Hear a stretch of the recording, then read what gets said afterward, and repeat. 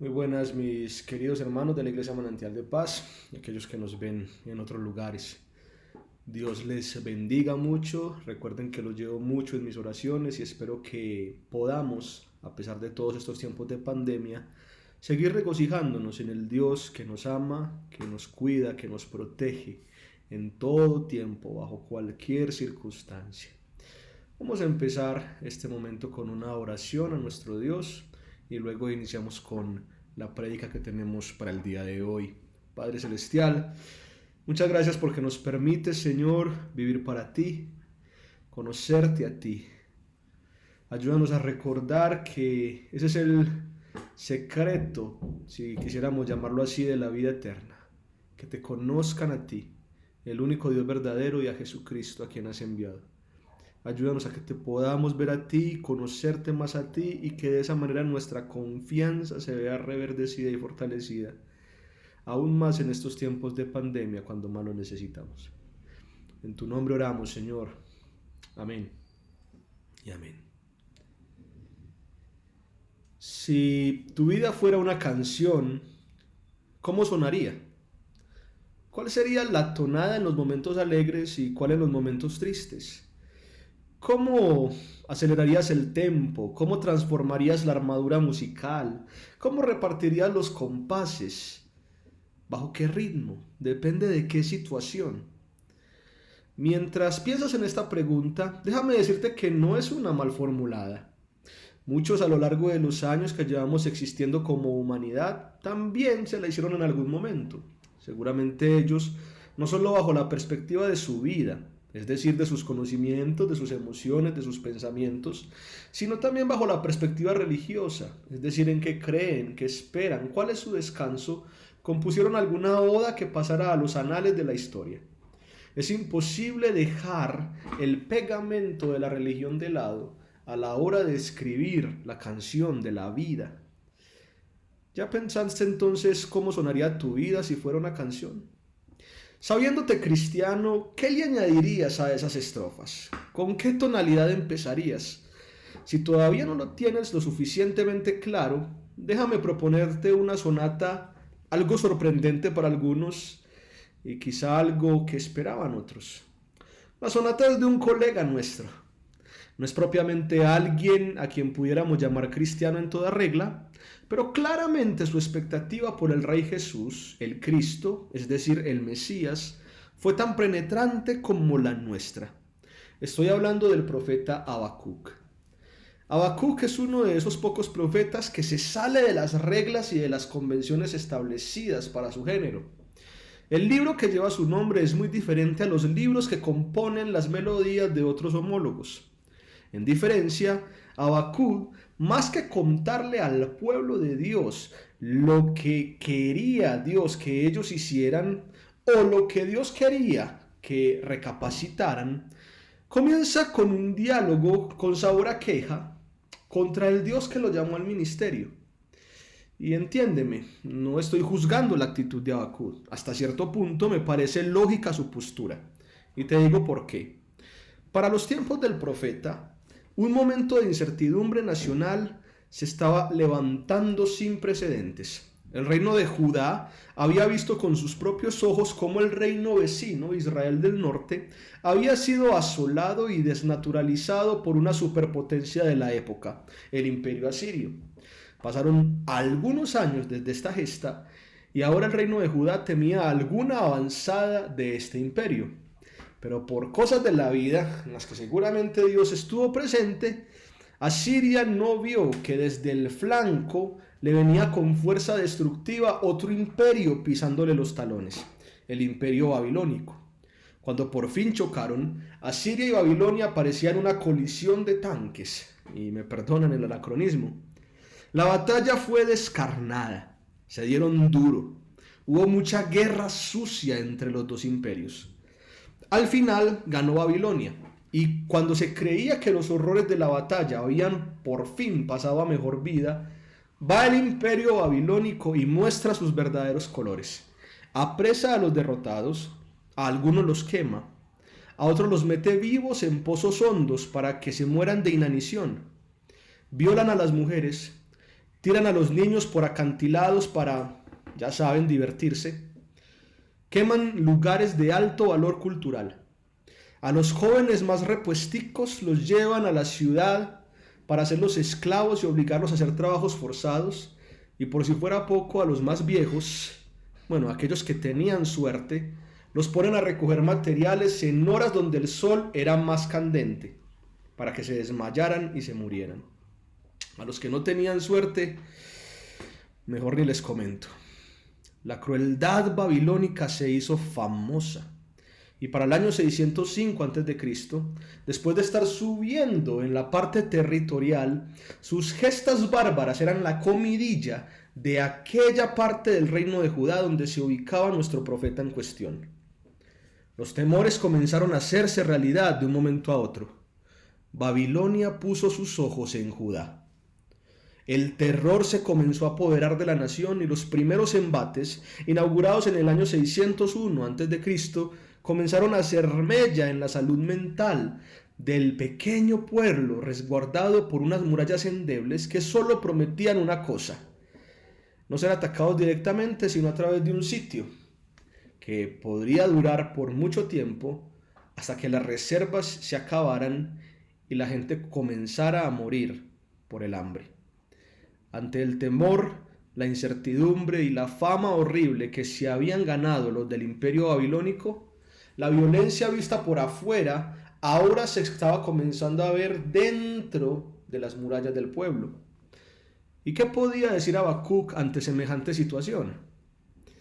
¿Ves por qué digo que hasta cierto punto me parece entendible que Habacuc levantara una queja contra Dios? Es por esto que Habacuc comienza su alegato y también así su libro diciendo lo siguiente: ¿hasta cuándo, oh Señor, pediré ayuda y no escucharás? Clamaré a ti violencia y no salvarás. ¿Por qué me haces ver la iniquidad y me haces mirar la opresión? La destrucción y la violencia están delante de mí. Hay rencilla y surge discordia. Por eso no se cumple la ley y nunca prevalece la justicia, pues el impío asedia al justo. Por eso sale pervertida la justicia. Habacuc capítulo 1, versículos del 2 al 4. Es a toda luz es claro de lo que Habacuc está levantando, pero la respuesta del Señor es estremecedora. Dios le dice a Habacuc que en vez de levantar la mirada a él, no apartara la mirada del imperio babilónico, porque era precisamente él quien lo había enviado. Dios sabe lo poderoso y sanguinario que es dicho imperio, pero también sabe que si bien Él lo levanta, ellos mismos van a ser destruidos al embriagarse tanto por su poder, como le sucedió al imperio asirio. Sin embargo, esta respuesta no convence a Habacuc. El profeta responde nuevamente a la respuesta de Dios, esperando que Dios recapacite, que no deje de lado sus dos elementos naturales más fundamentales, su justicia y su santidad. Bajo este nuevo alegato, Habacuc espera que Dios mire lo malo que es el pueblo babilonio y que actúe en consecuencia, porque si Babilonia persiste en su poder, que obviamente le va a hacer incrementar más su maldad, puede dejar asolada toda la tierra. Es entonces aquí donde, mientras el profeta esperaba de nuevo la respuesta de Dios, se levanta la voz del santo y el justo que le dice: escribe la visión y grábala en tablas, para que corra el que la lea, porque es aún visión para el tiempo señalado. Se apresura hacia el fin y no defraudará. Aunque tarde, espérala, porque ciertamente vendrá, no tardará. He aquí el orgulloso, en él su alma no es recta, mas el justo por su fe vivirá. Y es en esta porción, Habacuc capítulo 2, versículos del 2 al 4, la cual podemos definir como el corazón del libro. Aquí la respuesta de Dios, si bien inquieta, ahora convence. Es necesario esperar a que Dios actúe contra aquellos que confían orgullosamente en su propio poder. Pero la tarea de quien es correcto en lo que hace, porque Dios lo hace correcto, de la persona que confía en la justicia y la santidad de Dios, porque Dios le permite confiar en eso, es tener fe. Esa es la única manera de vivir en medio de la violencia de la que se jactan los poderosos. El justo, por su fe, vivirá. Bajo esta insignia, Dios levanta entonces 5 sentencias que hacen parte de su respuesta a Habacuc contra esos poderosos, en este caso el imperio babilónico, los cuales se estaban acercando cada vez más al pueblo de Judá. Cada sentencia es un enjuiciamiento de un Dios santo y justo contra los que levantan su propia justicia porque creen que su poder dicta lo que es correcto o no. Así pues, los que dictan con su poder que pueden ser usureros contra los que no tienen, y eso está bien, van a terminar siendo estafados por los mismos a quienes estafaron. Esa es la primera sentencia. Los que dictan con su poder que pueden quitarle las cositas a los débiles a la fuerza para poder sobrevivir en los momentos difíciles de ellos, se les va a caer la casa que construyeron con tanto esfuerzo. Esa es la segunda sentencia. Los que dictan con su poder que está bien hacer violencia para conseguir lo que uno quiere, no les va a servir al final de nada su violencia, porque Dios hará que todo el mundo le conozca y entonces la violencia será exterminada. Esa es la tercera sentencia. Los que dictan que pueden traicionar a su prójimo para conseguir sus propios objetivos y deshonrar a sus antiguos amigos, van a sufrir de la misma manera la traición de Dios, y la violencia y la traición que tanto usaron se les volverá en su contra. Esa es la cuarta sentencia. Y por último, los que dictan que es bueno crear a sus propios dioses de madera, oro o plata, ordenándoles a hablar como si ellos fueran los reyes, van a terminar callados cuando descubran que Dios es el único Dios verdadero y que Él solamente se encuentra en su santo templo. Por eso calle delante de Él toda la tierra. Que aquí la tierra puede ser la representación directa también del templo que se está mencionando y no solamente el templo de Judá. Y esa es la quinta sentencia. En estas sentencias de Dios y bajo el contexto que te acabo de presentar, pensemos entonces en Habacuc. En su vida, escucha 2 respuestas de Dios muy literales. Una en donde Dios dice que va a enviar a Babilonia y otra en donde Dios dice que va a enjuiciar a Babilonia con 5 sentencias. Y en ese proceso se puede ver un poco la realidad de las 2 respuestas. Una impactante y puede que hasta desalentadora desde el punto de vista del profeta, y otra esperable pero inquietante al ver lo que sucedería. ¿Por qué? Porque Dios no iba a cambiar su plan. Babilonia, tarde que temprano, con toda la maldad que mencionamos anteriormente, iba a llegar al pueblo, y ya Dios lo había dicho. Pero Dios iba a acompasar este plan con una demostración de poder mayor al imperio que derrotó incluso a la superpotencia siria. Iba a mostrar que bajo el manto de su justicia y de su santidad, el crimen nunca paga. Pero para quien espera lo correcto y hace lo correcto, es decir, para el justo, la única tarea que le corresponde es confiar. Porque el justo, por su fe, vivirá. Todo esto entra en el corazón de Habacuc, y si empatizamos con él, su visión de la realidad no se nos hace tan extraña, ¿verdad? Ante las situaciones injustas de la vida que amenazan con desestabilizar el terreno de nuestra nación y aún más el terreno de nuestra iglesia, por más que lo endulcemos con palabras de súplica, a veces no escuchamos a nuestro corazón levantar quejas contra el justo. Mientras se nos responde como no esperamos, ¿acaso a veces no apelamos a los atributos de Dios que queremos ver actuar a nuestro favor? No somos tan diferentes a Habacuc.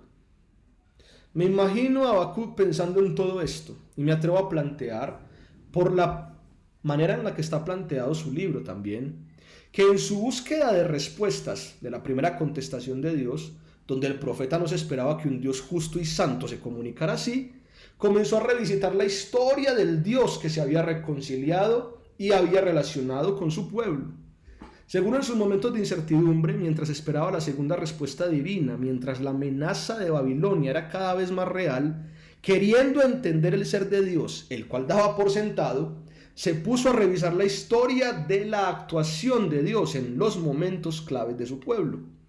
Y entonces ahí es donde viene la segunda respuesta, la cual habíamos mencionado poco antes, y nos encontramos con que seguramente Habacuc relacionaba cada una de estas sentencias con la historia pasada del pueblo de Dios en sus inicios.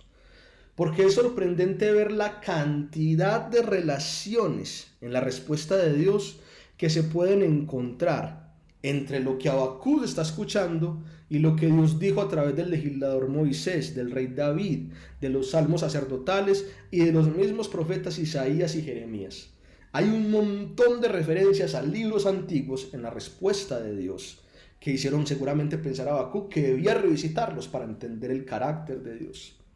Cada vez que se escuchaba la respuesta divina, sentencia tras sentencia, Habacuc traía a su mente toda esa vasta historia que le mostraba un Dios, el cual no había cambiado su manera de proceder. Y es aquí donde entra una acción tan sorprendente como impresionante. Después de escuchar la segunda respuesta de Dios y de prestar atención a cada una de sus sentencias, Habacuc compone una canción. Con todo lo que acaba de oír del santo y justo, recuerda que hay una historia detrás para que el Señor actúe así. Y como si quisiera traer a colación los mejores cánticos en tiempos de incertidumbre, alrededor de toda esa historia que estaba recordando, que se han traído de tiempos antiguos, Habacuc mezcla todo tipo de sentimientos para crearse su propio himno, que a la larga también sería su vida. De un solo plumazo, Habacuc utiliza para componer esta canción reminiscencias cantadas de otros grandes cantautores que en momentos cruciales de la historia dejaron plasmada su huella en música. En la canción de Habacuc se encuentran alusiones a la canción de Miriam y Moisés, Éxodo 15, a la última canción de Moisés, Deuteronomio 32, a 3 salmos de David, el 7, el 18 y el 68, y al salmo sacerdotal de Asaf, el salmo 77. Sin embargo, esta inspiración de Habacuc en canciones pasadas, donde recuerda una historia antigua ahora unida a su presente, la orquesta musicalmente bajo un sigionot. Y sí, escucharon bien, sigionot. La palabra sigionot puede sonar un poco extraña, y por muchos estudiosos es una palabra que no puede saberse a ciencia cierta qué significa. No obstante, el candor que se encuentra detrás de ella es a todas luces evidente en el libro. El sigionot, en esta porción de Habacuc, es una instrucción musical muy antigua, usada para transmitir, a través de instrumentos de cuerda, un clamor vehemente por un sentimiento muy agudo. En ese sentido, un sigionot es como una de esas canciones favoritas tuyas o mías, en donde por algún sentimiento que tengamos a flor de piel en ese momento, la cantamos a voz en cuello, a veces hasta de manera desafinada. Es como una mujer que le acaba de dejar el marido y canta a voz en cuello una canción de despecho. Es como el caleño que se fue muy lejos de su tierra, regresar entre lágrimas cantando a voz en cuello Mi tierra natal, del grupo Nietzsche. O es como un hermano en la fe, que lo ha perdido todo en un mal negocio arrodillándose para exultar cuando escucha la melodía Sendas Dios hará. Eso es un sigionot. Si la vida de Habacuc fuera una canción, sería un sigionot. Eso es lo que él piensa. Y su sigionot, que aparece por primera vez remarcado en Habacuc capítulo 3, versículo 1, es uno de ellos que se puede reflejar tranquilamente en la vida misma del cristiano que se encuentra en su posición. Para Habacuc ya falta poco para que Babilonia recie. Falta poco para que la justicia de Dios sea evidente por la fe que da vida. Falta poco para tener un cara a cara con la profecía divina, en donde el mal más horrible que nos podamos imaginar ganará la primera batalla. En una situación parecida a la de Habacuc, ¿cómo sonaría la melodía de tu vida? Para Habacuc sonó como un sigionot. Y este sigionot esta canción con un clamor vehemente bajo un sentimiento punzante. Habacuc la divide en tres partes que componen todo el capítulo 3, el final de la obra del profeta. Revisemos esas tres partes. La primera parte es el verso número 2. Y a esta parte la llamo el levantamiento. Es la introducción de la canción, uno de los elementos más cruciales en la rapsodia que nos depara el profeta. En esta introducción se levanta el telón que nos recuerda por qué Habacuc prefiere terminar con una canción y se nos dice que es por dos razones. Porque Habacuc ha oído todo lo que se dice de Dios y porque ha temido a lo que ha escuchado. Oír y temer aquí, después de lo que el profeta ha escuchado de parte de Dios y de lo que ha escuchado acerca de Dios, es crucial. Como dijimos antes, Habacuc puede haber escuchado de Dios mientras espera la segunda respuesta. Él nos confirma aquí que conoce la historia, ha refrescado su memoria en cuanto al carácter de Dios, y por eso dice: oí y temí lo que se decía de parte de Dios. Por tanto, oh Dios, aviva tu obra en medio de los tiempos, y en medio de los tiempos hazla conocer. Y en esa porción particular, Habacuc termina diciendo: en los tiempos en donde la vas a hacer conocer, en tu ira, compadécete. En esa porción, Habacuc sabe que Dios siempre trata con justicia a todas las personas, sean del pueblo o no. Y lo ha conocido actuar bajo esa proposición de su naturaleza, desde los tiempos de Moisés hasta los tiempos en los que él vive en estos momentos. Sin embargo, Habacuc también ha escuchado que el Dios justo y santo se compadece de quien él quiere, algo que sucedió en Éxodo luego de que fue levantado el infame becerro de oro, y entonces, en medio de su temor, comprende que puede pedir, comprende que puede clamar. Esta es la razón de su Sigionot, esa petición efervescente, porque Dios, a pesar de que sabe que va a desplegar su ira en contra de un pueblo pecador, todavía tiene una esperanza de compasión, al menos para él y para aquellos que son justos, como él lo es. Es ahí, en esta primera parte de su Sigionot, donde Habacuc canta lo que muchos de nosotros no podemos olvidar cantar en situaciones similares. Cuando el mal parece levantarse y nuestro Dios parece dejarnos, recordemos al Dios de la historia, que actúa con justicia y que en medio de su ira sigue compadeciéndose de nosotros. Dios no ha cambiado. Sigue mostrándose de la misma manera en cómo se mostró en esos tiempos ahora. Su justicia se sigue cumpliendo. Temamos, pero su misericordia sigue activa. Pidamos que Dios siga evidenciando su justicia en medio de unos poderes corruptos, mientras apelamos por su misericordia a pesar de nuestras iniquidades. Esa es la primera parte del Sigionot de Habacuc. Y esa primera parte se convierte para nosotros también en nuestro clamor. Oh Dios, escuchamos lo que has hecho y tememos, pero aviva tu obra en medio de los tiempos, y en tu ira compadécete de nosotros. La segunda parte del Sigionot de Habacuc va del verso 3 al verso 15. Esta porción tiene 3 tiempos de pausa, compuestos por un marcaje que invitaba a las personas a que lo cantaran, pero que cada vez que lo cantaran bajo una de estas 3 pausas alzaran la voz conforme la melodía avanzara. Es por eso que estas 3 pausas están divididas por una palabra, la palabra Shelah. Como dijimos antes, Habacuc toma estas indicaciones apoyándose en otro tipo de cánticos muy similares respecto a su contenido. Los cánticos de Moisés, algunos salmos de David y el fascinante Salmo 77 de Asaf son la inspiración del profeta para lograr la acometida musical que desea en su canción.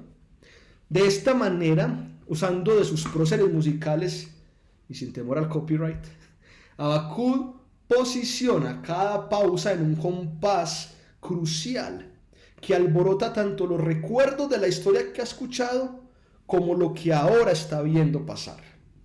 En la primera pausa, y recordando los sucesos que el pueblo de Dios pasó en Egipto, los cuales llevaron a Moisés a escribir dos canciones, una en Éxodo 15 y otra en Deuteronomio 32, Habacuc trae esa historia para ver en su realidad a un Dios venir como un rey triunfante desde dos lugares, Temán y el monte Parán.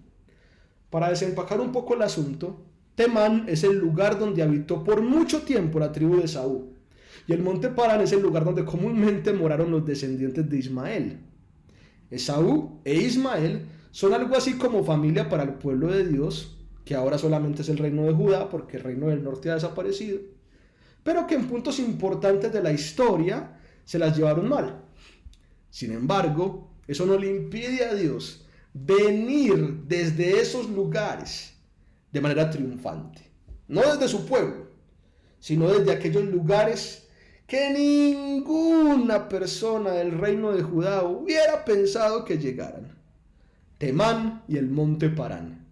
Desde allí Dios despliega su poder. Dios tiene tal control de la tierra que tanto su gloria como su juicio nace desde las naciones que menos uno se esperaría.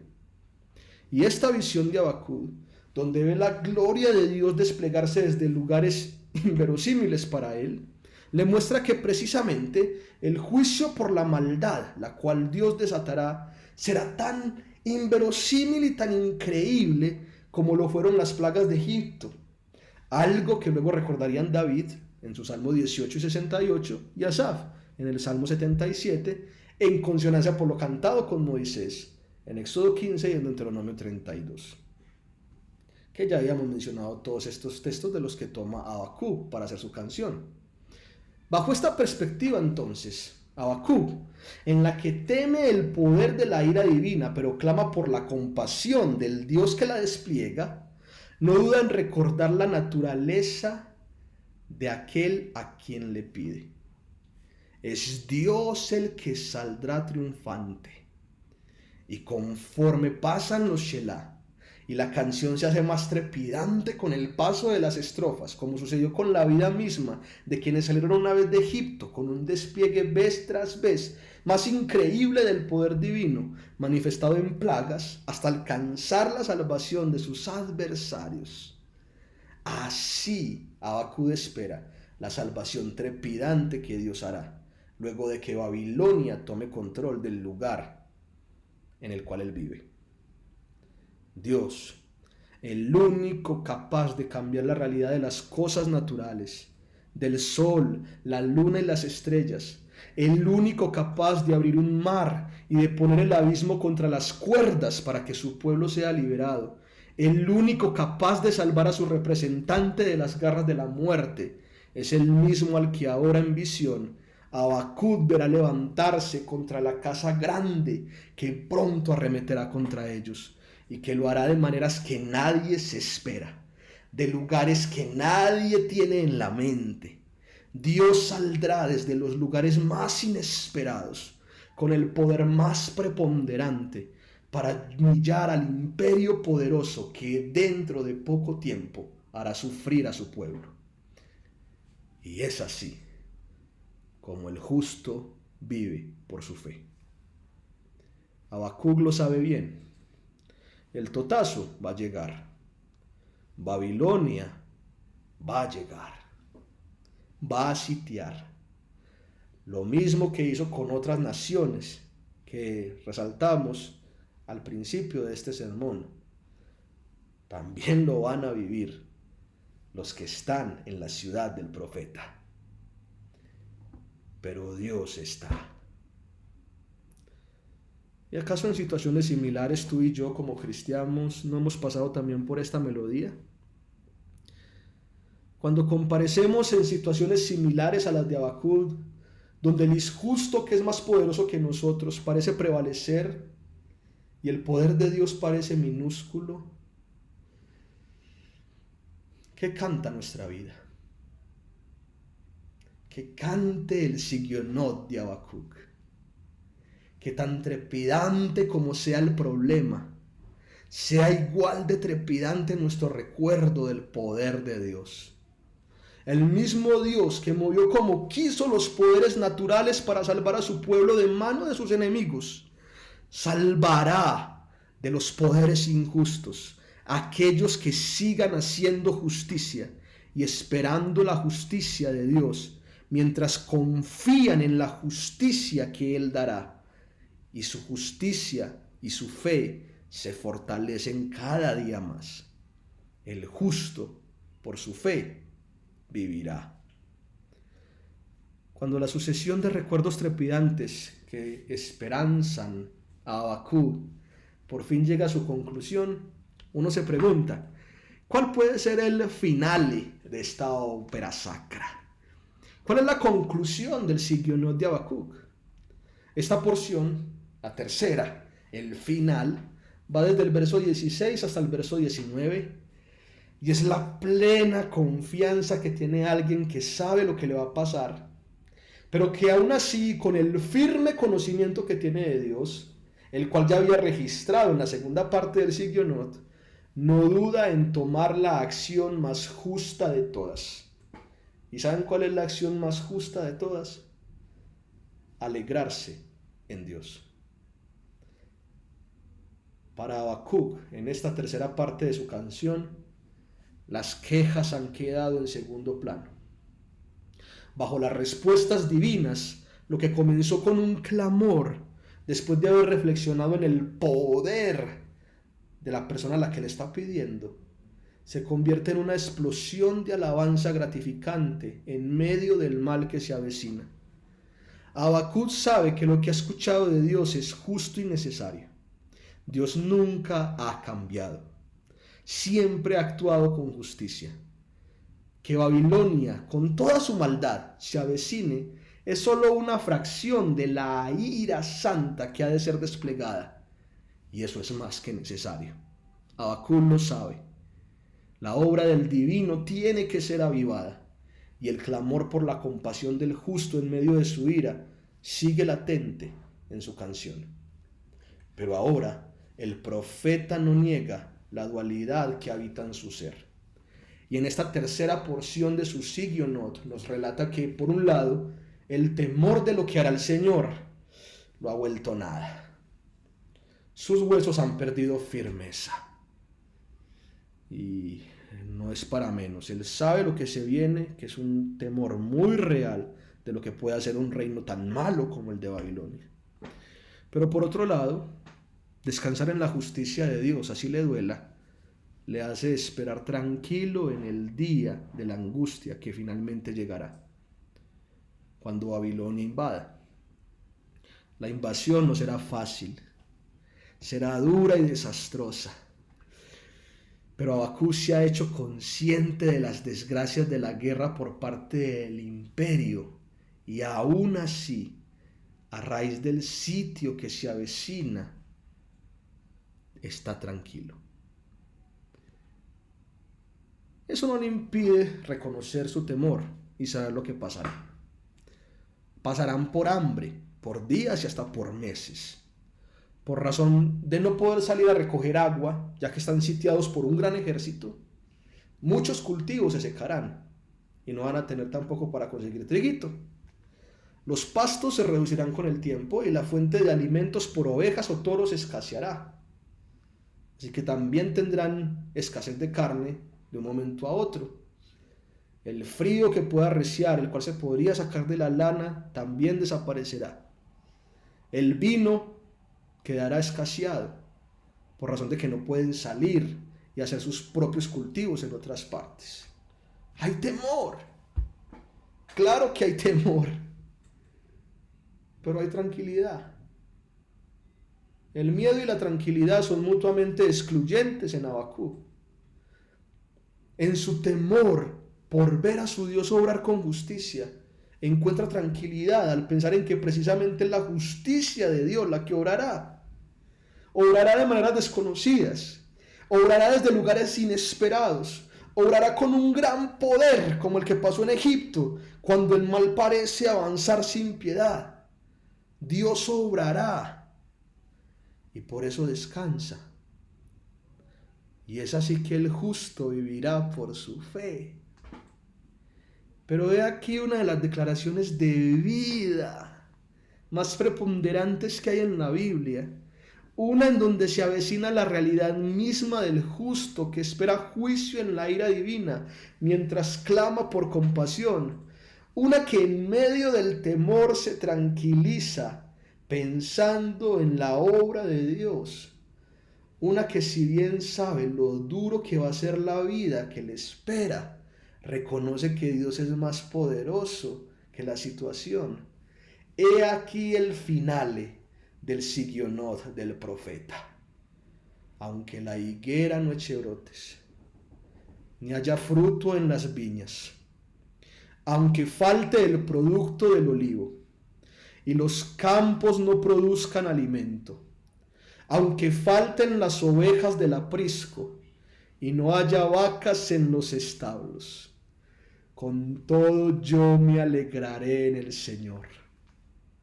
Me regocijaré en el Dios de mi salvación. El Señor Dios es mi fortaleza. Él ha hecho mis pies como los de las ciervas, y por las alturas me hace caminar. Habacuc 3, del 17 al 19. Esto es fe.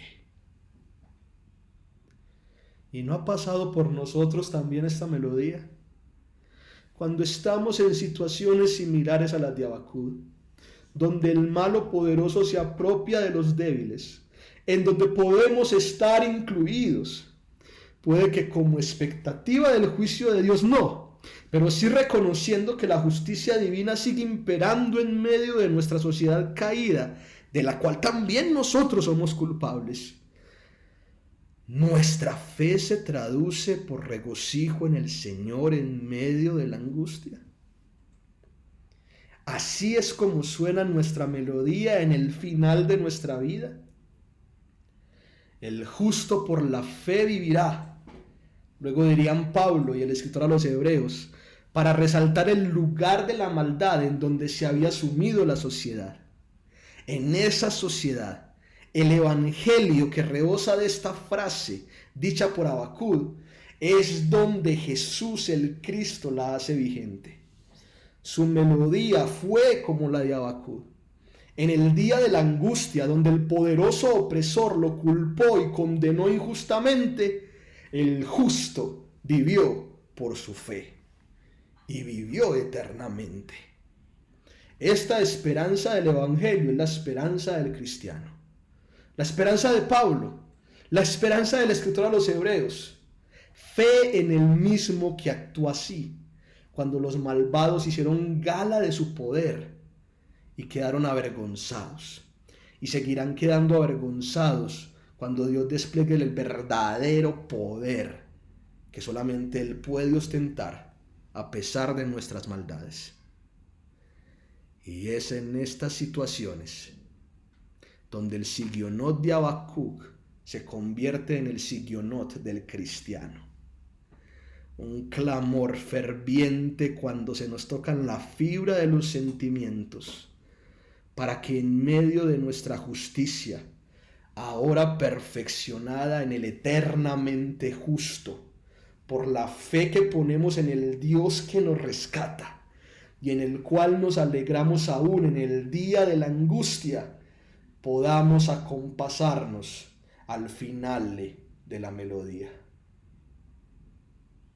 Aunque la higuera no florezca, ni en las vides haya fruto, y si los campos no dan su cosecha, y los rebaños se acaben, con todo yo me alegraré en Jehová.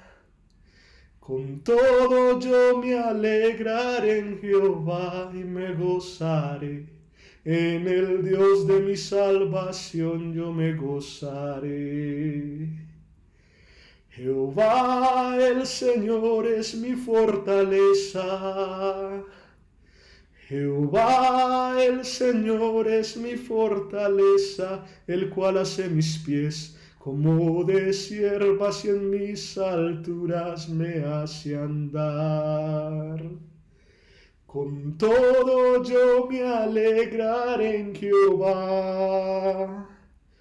Con todo yo me alegraré en Jehová y me gozaré.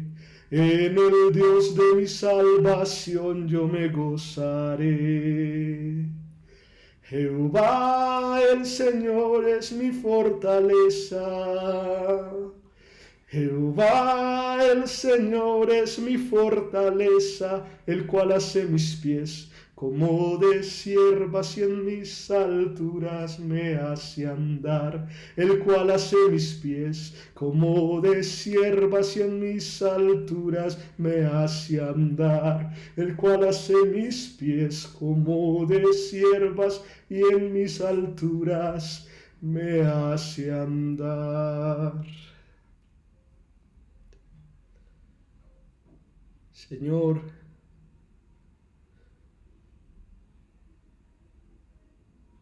aviva tu obra y en tu ira compadécete. Despliega tu poder desde lugares inesperados. Tu poder magnífico como sucedió en Egipto. Y rescátanos de nuestros opresores. Y mientras tememos, pero estamos tranquilos, sabemos que aunque nos falte todo, nos seguiremos alegrando en ti, porque tú eres nuestra fortaleza y el único que es capaz de hacernos andar en lugares difíciles. En tu nombre oramos. Amén.